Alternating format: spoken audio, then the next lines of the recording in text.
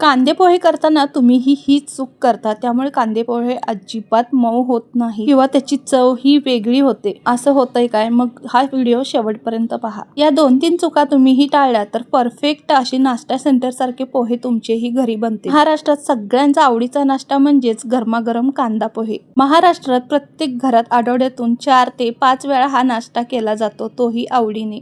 खरं सांगायचं तर फक्त नाश्त्यासाठीच नाही, पण कधी मनात येईल तेव्हा मी कांदे पोहे बनवते. जशी चहाची तलप असते तशाच प्रकारे पोह्यांची एक तलप असते. जेव्हा खाऊशी वाटेल तेव्हा मी बनवते. पोहे पचायला देखील हलके असतात आणि पोटही भरतं. पोट भरतं पण मन भरत नाही, अशी चविष्ट पोहे मी तुम्हाला दाखवणार आहे. तुम्ही ही पोहे असेच करता का? अगदी 10 मिनिटांमध्ये झटपट होणारा हा नाश्ता, पण तो योग्य पद्धतीने केला तरच तो छान होतो. पोह्याला काही ढिगभर साहित्य हवं असं नाही. अगदी कमीत कमी साहित्यामध्ये पण पोहे परफेक्ट आणि चवीला छान होतात आणि आज तेच मी तुम्हाला दाखवणार आहे. तसे तर पोह्यांचे भरपूर असे प्रकार आहेत, पण मी कशी बनवते ते आज तुम्हाला दाखवणार आहे. या पद्धतीने तुम्ही घरी बनवाल ना, तुमचे पोहे कधीच बिघडणार नाहीत. जर तुम्हाला 4 माणसासाठी पोहे करायचे असेल तर हाताच्या मुठीने 4 मूठ असे पोहे घ्यायचे. म्हणजे कसं परफेक्ट प्रमाण होतं, जास्तही होत नाही आणि कमीही नाही. पोहे स्वच्छ धुवून घेणार आहे मी. पोह्यामध्ये बुडेल एवढं पाणी घातलं आणि पोहे मी खळबळून असे धुवून घेऊन पाणी सगळं निथळून घेतलेलं आहे. मी या ठिकाणी चाळणीचा वापरही करू शकता. नळाखाली चाळणीमध्ये पोहे घेऊन स्वच्छ धुवून घेऊ शकता, म्हणजे कसं लगेचच पाणी निथळून जातं त्याचं. मी आपलं नेहमीच्याच माझ्या पद्धतीने दाखवलं आहे. हे मी असे धुवून घेते आणि पूर्णपणे पाणी निथळून घेते याचं. आता कांदा वगैरे आपण बारीक चिरेपर्यंत पोहे छान भिजले जातात. आता बघा पोहे आपण भिजवून घेतलेले आहेत इथे. पोहे भिजवले ना, असे वर खाली करून घ्यायचं, हलकं करून घ्यायचं, मोकळे करून घ्यायचे. पोहे असे रिकामे झाले ना, फळफळीत मस्त असे होतात, भिजतात छान. आणि आपण असंच ठेवलं ना तर त्याचा एक गट्टा होतो, ते एकमेकाला चिकटले जातात आणि ते गच्च होतात. म्हणूनच पोहे आपल्याला भिजवले की लगेचच हलके करून घ्यायचे, म्हणजे मोकळे करून घ्यायचे असे. म्हणजे पोह्याचा एक आणि एक शीत असा रिकामा होतो, हलका होतो आणि छान भिजलाही जातो. त्याचबरोबर जेवढे पोहे तेवढे आपल्याला कांदे घ्यायचे आहेत. त्याचं नावच कांदा पोहे आहेत, मग त्यामध्ये कांदा कमी टाकून चालेल का? आता इथे 3 मोठे मूठ असे मी पोहे घेतलेले आहेत, त्यासाठी मी 3 कांदे घेतलेले आहेत बघा.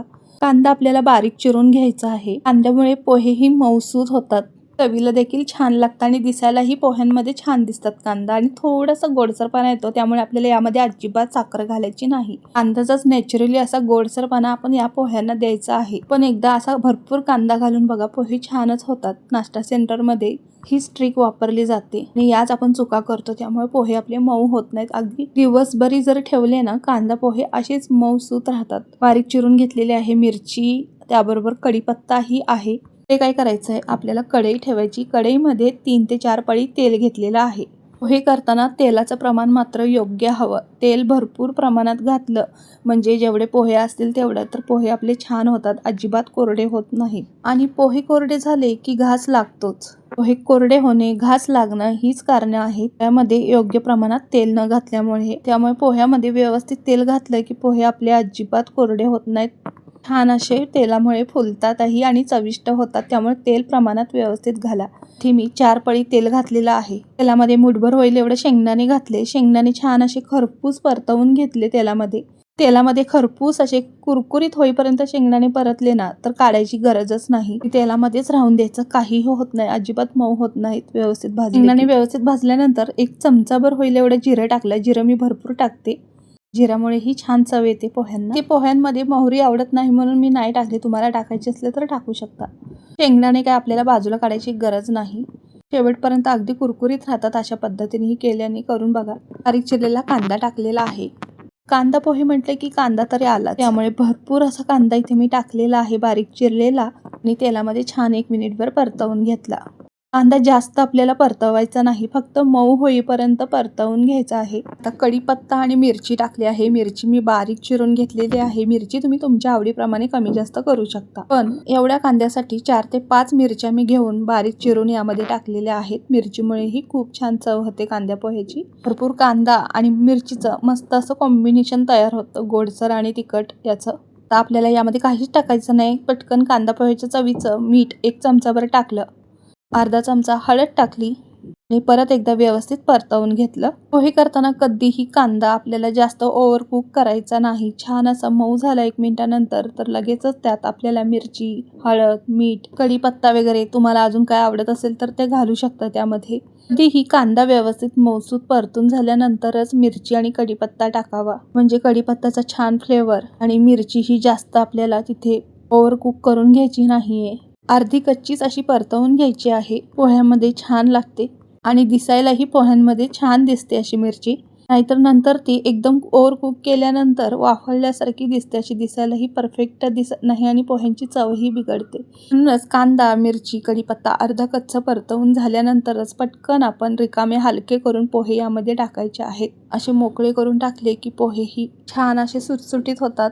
पोहे टाकल्यानंतर 1 मिनिटभर छान असं पोहे परतवून घ्यायचं आपल्या ह्या सगळ्या मिश्रणामध्ये, जेणेकरून सगळ्या बाजूने व्यवस्थित हळद, मीठ लागलं पाहिजे. एक गोष्ट लक्षात ठेवा, पोहे ना हे असे टाकले ना की 1 मिनिटभर छान परतवून घेतलं की गॅस बंद करायचा. एका वाफेतच पोहे छान परतवून घ्यायचं. जास्तीचा वेळ देऊन त्याला झाकण वगैरे ठेवून कधीच पोहे वाफवून घ्यायचे नाही. त्यामुळे पूर्णपणे पोह्यांची चव बिघडते. मिरची, कढीपत्ता असा वाफळला जातो आणि रंग बदलतो बघा. पूर्णपणे खऱ्या पोह्यांची चव मिस होते त्यामध्ये. त्यामुळे मोठ्या आचेवर 1 मिनिटभर छान असे पोहे लगेचच आपल्याला परतवून घ्यायचं आहे. अशा पद्धतीने व्हिडिओ दाखवल्या पद्धतीने एकदा पोहे नक्की करून पहा. तुमचे पोहे परफेक्ट होतील. छान चविष्ट आणि अजिबात चिवट होणार नाही, चिकट होणार नाहीत. एक आणि एक शीत मोकळी, मऊसूत अगदी दिवसभर ठेवले तरीही मऊ राहतील. गॅस बंद केला आहे. हे कसे गरम गरमच खूप छान लागतात चवीला. पण पोहे गरम असताना कधीही यामध्ये ना कोथिंबीर घालायची नाही. कारण वाफेने कोथिंबीर पूर्णपणे काळी पडते आणि पोह्यांची चवही बिघडते आणि दिसायलाही चांगलं दिसत नाही. भरपूर असं पाणी सुटल्यासारखं होतं. म्हणूनच आपल्याला कांदा पोहेमध्ये शेवटी गॅस बंद केल्यानंतर पोह्यांची एक वाफ गेल्यानंतरनं जेव्हा आपण पोहे खायला घेतो त्याच वेळेला भरपूर अशी कोथिंबीर भुरभुरायची आहे. बघा सेम या पद्धतीने. मग कसं ताज्या कोथिंबीरीचा फ्लेवर छान लागतो पोह्यांमध्ये आणि कसं वाफेमुळे कोथिंबीर काळीही पडत नाही. हे बघा आपले परफेक्ट असे नाश्ता सेंटरपेक्षाही भारी घरच्या घरी मस्त असे कांदा पोहे तयार आहेत. तर मंडळी आज मी तुम्हाला कशी कांदा पोहे बनवते ते दाखवलं आहे. तुम्हीही अशीच बनवता का? कसं आहे प्रत्येकाची बनवण्याची पद्धत वेगळी असते. तुम्ही कसे बनवतात ते नक्की कमेंट करून सांगा. आणि तुम्हालाही नाश्त्यासाठी पोहे आवडतात का? तुमचे पोहे जर बिघडत असतील तर या पद्धतीने बनवा. ह्या 3 ते 4 चुका तुम्ही टाळल्या तर पोहे तुमचे परफेक्ट बनतील. शेवटी बघा पोह्यांवर मस्त अशी शेव भुरभुरून घेतली आहे. ओल्या खोबऱ्याचा किस असेल तर मस्तच. जर आवडत असेल तर, नसेल तर काहीही हरकत नाही. असेच पोहे खूप छान लागतात. थोडासा लिंबू पिळायचा आणि पोहे खायला घ्यायचं, छानच लागतात. तर या नाश्ता करायला मंडळी. त्याचबरोबर ही रेसिपी तुम्ही कुठून पाहत आहात, कोणत्या शहरातून पाहत आहात हे नक्की मला कमेंट करून सांगा. एकदम साध्या आणि सिंपल पद्धतीने मी ही रेसिपी तुमच्यासाठी शेअर केली आहे. तर रेसिपी पहा आणि तुमच्या इतर मित्रमंडळींना शेअर करा. अजूनही महालक्ष्मी किचनला सबस्क्राईब केलं नसेल तर तेही करून घ्या. रेसिपी माझ्या घरची साध्या पद्धतीने तुमच्यासाठी शेअर केली आहे. तुम्हीही तुम्हाला आवडल्यास तुमच्या मित्रमंडळींना शेअर करा. आणि हे पोहे कसे झाले आहेत, तुम्हीही असेच बनवता का? मला कमेंट करून नक्की सांगा बरं का. त्याचबरोबर महालक्ष्मी किचनमध्ये तुम्हाला कोणत्या नाश्त्याची रेसिपी पाहायला आवडेल तेही मला कमेंट करून सांगा. मी तुमच्यासाठी नक्की रेसिपी शेअर करण्याचा प्रयत्न करीन. चला तर मग आतासाठी बाय. भेटूया पुढच्या रेसिपीमध्ये. धन्यवाद.